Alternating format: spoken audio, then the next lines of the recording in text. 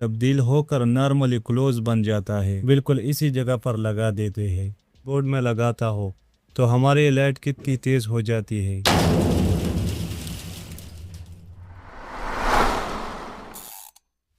अस्सलामुअलैकुम दोस्तों, आज हम बात करेंगे इस 12 वोल्ट डीसी रिले पर।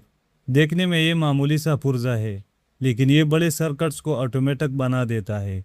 इसी से आप एक बेहतरीन इमरजेंसी लाइट या चेंज ओवर सिस्टम बना सकते हैं, जो बिजली आने जाने और लोड को बैटरी और पावर सप्लाई के दरमियान फौरन शिफ्ट कर देता है।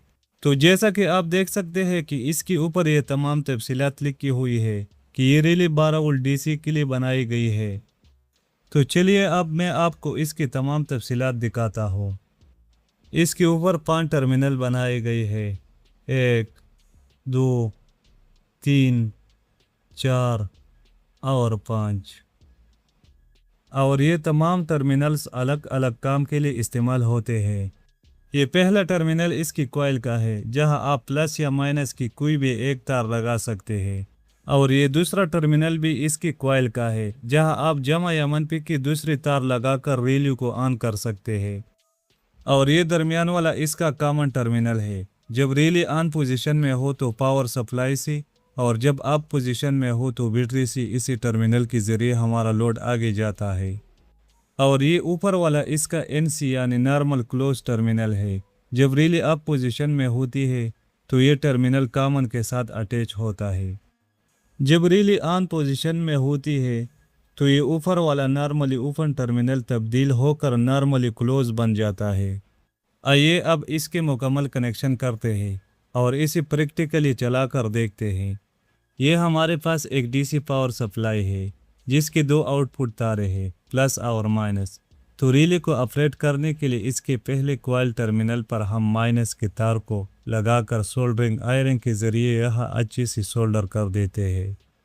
और अब पावर सप्लाई के प्लस तार को रिले की कॉइल नंबर 2 टर्मिनल और ऊपर वाले नॉर्मल ओपन टर्मिनल के साथ मिलाकर इन दोनों पॉइंट्स को यहाँ पर सोल्डरिंग आयरन की मदद से अच्छी तरीके से सोल्डर कर देते हैं। तो यहाँ पर पावर सप्लाई के पहले वाले कनेक्शन हमने मुकम्मल कर दिए हैं। और जब हमारे पावर सप्लाई ऑन होगी तो प्लस तार ओपन टर्मिनल के साथ कनेक्ट हो जाती है, जिससे से बिजली सीधी कॉमन पॉइंट में आती है और यहाँ से हमारे लोड को चली जाती है। तो अब हमारे पास यहाँ पर एक लाइट है, जिसमें प्लस और माइनस के तारे हैं। तो चलिए अब इस लाइट को भी हम इस रिले के साथ कनेक्ट कर देते हैं। तो अब लाइट या लोड की इस माइनस तार को हम रिले की कॉइल नंबर 1 टर्मिनल पर, जिस पर पावर सप्लाई के माइनस तार कनेक्ट है, इसी के साथ लगाकर सोल्डर कर देते हैं। और अब इस लाइट की इस प्लस तार को हम रिले के सेंटर वाले कॉमन टर्मिनल पर रखकर इसे भी अच्छी तरीके से सोल्डर कर देते हैं। और अब हमारे लाइट के कनेक्शन भी मुकम्मल हो चुके हैं। और अब हम इस रिले के साथ 2 और तारें लगा देते हैं, जो बैटरी के प्लस और माइनस के लिए इस्तेमाल होती है।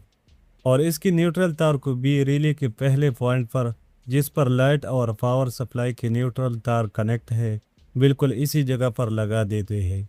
और अब इस बैटरी की जो प्लस तार है, इसे हम यहाँ पर रिले के नॉर्मल क्लोज टर्मिनल के साथ ही बिल्कुल अच्छी तरीके से लगा देते हैं।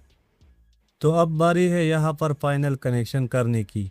तो इस बैटरी की जो प्लस तार है, इसके साथ हम अपने ये प्लस तार भी यहाँ पर जोड़ देते हैं।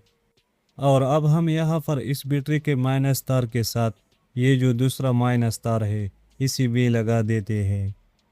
तो देखिए अब जैसे ही मैं इस माइनस तार के साथ ये दूसरा माइनस तार लगाता हूँ तो हमारी ये लाइट जल जाती है, जिसका मतलब है कि हमारी बैटरी का कनेक्शन बिल्कुल ठीक है। तो अब हम यहाँ पर इसके साथ पावर सप्लाई के कनेक्शन कर देते हैं और फिर ये चेक करते हैं कि ये कैसे बैटरी को कट अप करके पावर सप्लाई पर शिफ्ट हो जाती है।